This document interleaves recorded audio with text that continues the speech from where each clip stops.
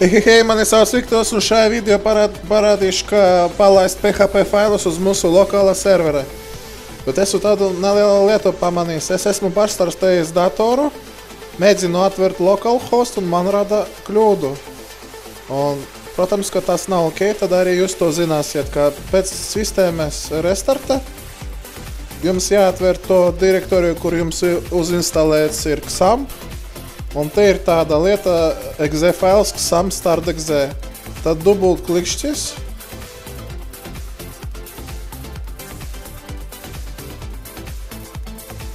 Tā. Gaidam. Un re, kur mums ir arī XAMPP control. Tagad atveram control paneli.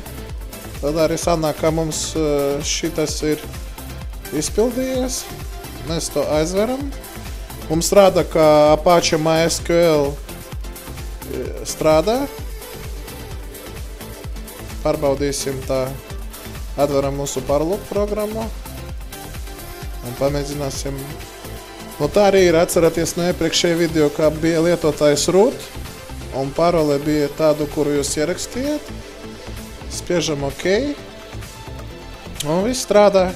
Tad jūs zināsiet to lietu, ka pēc datora restartēšanas jums jāiet uz XAMPP direktoriju, dubult klikšķis uz šito failu un dubult klikšķis uz šito failu.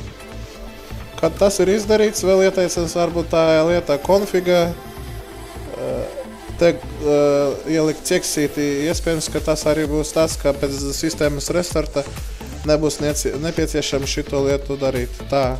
Un, protams, tagad ir aktuāls jautājums, kā izdarīt tā, lai palaist PHP failus lokāli uz jūsu servera. Kā tas ir iespējams? Es esmu jau izveidojis PHP failus, 4 PHP failus. Kā izveidot PHP failu, tas ir vienkārši labais klikšķis, new, text documents un nosaukums, piemēram, myfile, PHP enter un yes. Un tad mēs labais klikšķis uz tā faila, edit with notepad++. Es ceru un iesaku jums lietot to programmu. Un tad, piemēram, no kaut kāda faila mēs vienkārši to saturu pārkopēsim uz mūsu PHP failu, jaunu izveidotu un saglabājam. Tā, tagad ir aktuāls jautājums, kā palaist PHP failus mums uz servera. Tas ir izdarāms sekojoši. Tad šitos failus visus PHP es nokopēju un atveru to direktoriju, kur mums ir uzinstalēts XAMPP. Un pateikšu jums tā, ka visi faili atrodas mapē htdocs. Visi web faili atrodas mapē htdocs. Dubult klikšķis. Te mēs neko nedzēsīsim, nemainīsim, vienkārši izveidosim jaunu mapi ar nosaukumu MySite 1. Un vēl jums pateikšu tā, ka šeit jūs varat kaut 100 direktorijas ar dažādiem webfailiem izveidot. Te nav ierobežojumu. Tagad uz šito direktoriju mēs pārkopējam PHP failus. Pagaidām jūs te varat pamanīt, ka indeks faila nav. Tas arī ir nepieciešams, lai jūs saprastu to būtību. Tagad es nodzēšu XAMPP un te ierakstu to direktoriju, kā es nosaucu tajā htdocs direktorijā. Nospiežu Enter.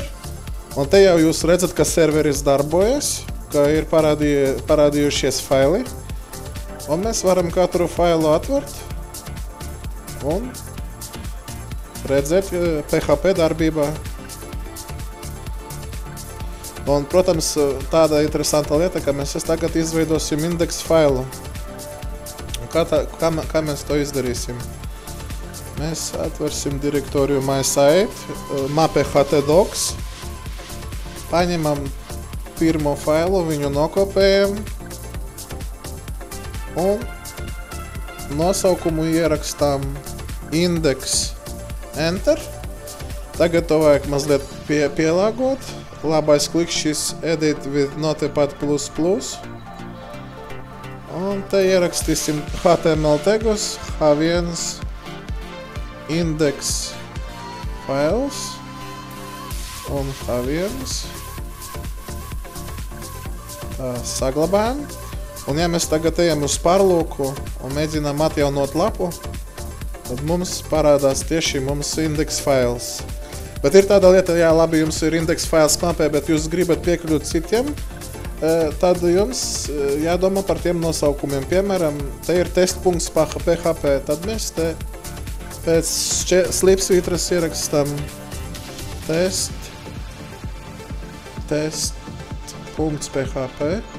enter, un atveras fails test.php. Mans video mērķis ir izpildīts, es jums parādīju, ka jūs šobrīd, kad jums uz jūsu datora lokāli ir uzstādīts servers, jūs varat testēt PHP failus. Paldies par uzmanību!